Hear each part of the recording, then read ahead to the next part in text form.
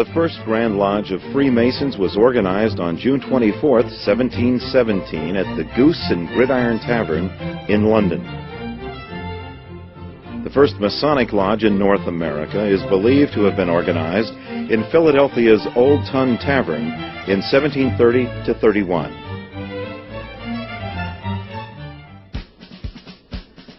Within a few decades, prominent colonialists such as George Washington and Benjamin Franklin had become active Freemasons.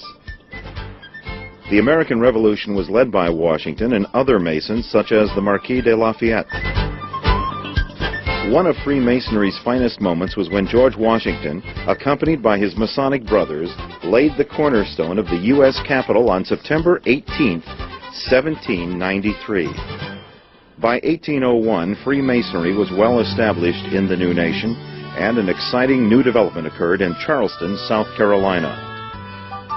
On May 31, 1801, in Shepherd's Tavern, the first Supreme Council of the ancient and accepted Scottish Rite of Freemasonry held its first meeting.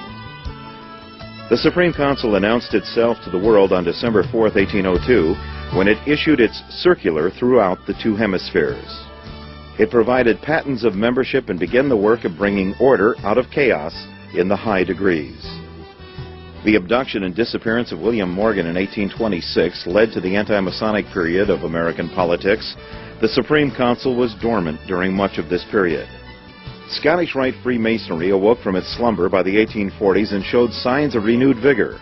Albert G. Mackey, Grand Secretary General of the Supreme Council, took his most significant step for Freemasonry when he conferred the Scottish Rite degrees on an Arkansas lawyer, Albert Pike, in March 1853.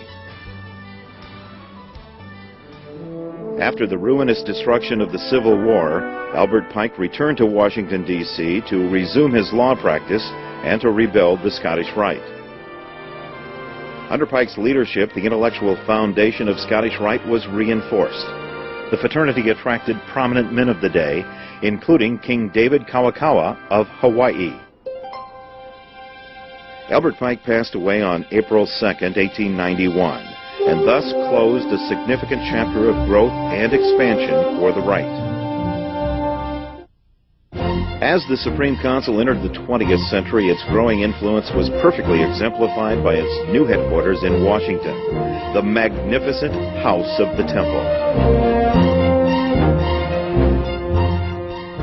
As the Supreme Council was building the House of the Temple, Scottish Rite Valleys were building their memberships by transforming degree presentations from an intimate lodge room experience to a dramatic theatrical production. Just as the Supreme Council had outgrown its original building, the lodge halls that served pioneer communities were no longer adequate. The early 20th century saw the erection of scores of magnificent Scottish Rite buildings around the country.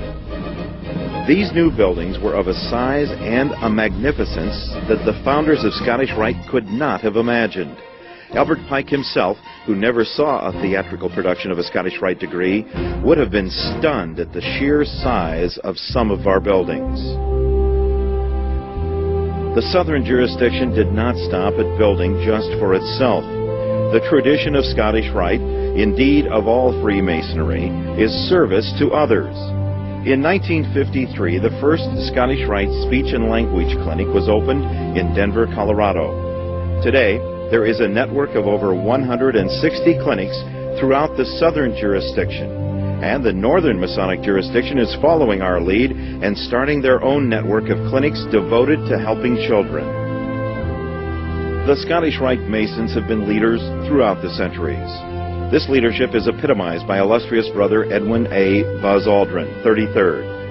In 1969, he and Neil Armstrong became the first two humans to step foot on the moon. Brother Aldrin carried with him a small Scottish Rite flag, which is one of the treasures of the Museum of the House of the Temple. His pioneering spirit exemplifies the Scottish Rite Creed. It reads, "Human progress is our cause, liberty of thought our supreme wish, freedom of conscience our mission, and the guarantee of equal rights to all people everywhere our ultimate goal."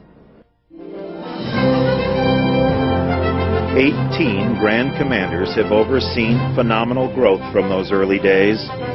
Scottish Rite Masons have always had a pioneering spirit. From beginning with 11 members in Charleston, South Carolina in 1801, growing to nearly 40,000 members in over 160 valleys in 1900, to over 500,000 members in 320 valleys in 2001. The southern jurisdiction alone has taken into its ranks 3.1 million of the finest men of the 20th century. Pioneering spirit, hard work, and enduring values. Values as fundamental today as 2 centuries ago.